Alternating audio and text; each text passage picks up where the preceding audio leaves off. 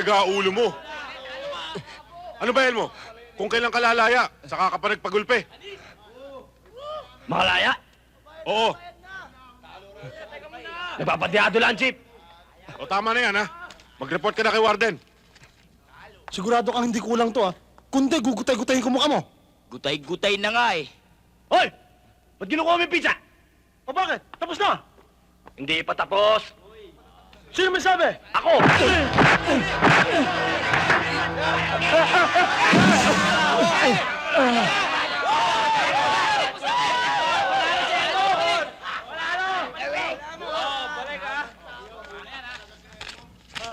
Oh, Thank you. Lalaya ka na pala, Elmo. Wag mo ako kakalimutan.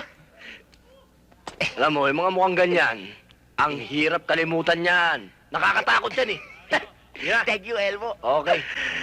Giveaway! Giveaway! Giveaway! Don't panic! Hati-hati tayo! Walang labangan! Hati ka mo dito, mga chon! Tara! Kailan ka sa'yo? Inulog mo yata eh. Ano ikaw? Ano yan? Nangakipans ako eh. Sabi mo, kaya mo eh. Doon to? Ito na nga eh!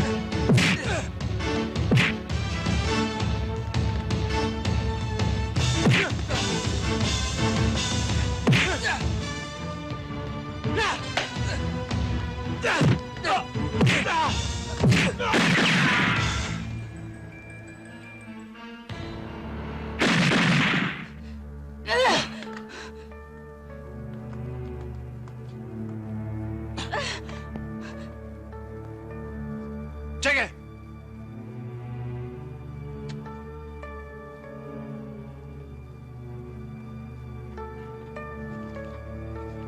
Eto 5 milyong piso.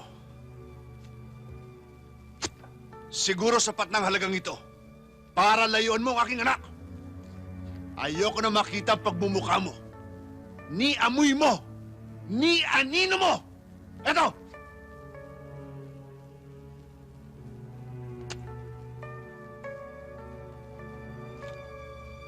Wow. 5 milyong piso. Don Ricardo, maraming salamat po. Pero, hindi ako si Judas eh. Kahit na maliit na tao ako, kahit na maglulupa ako, kahit kung tawagin nyo kami hampas lupa, meron kaming prinsipyo, meron kaming paninindigan.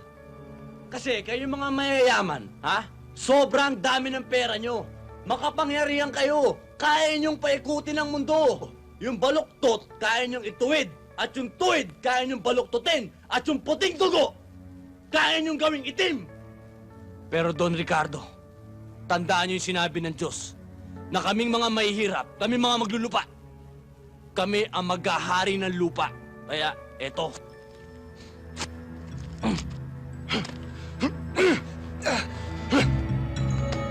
You're the wrong guy, at the wrong place, at the wrong time. Naintindihan ba yun?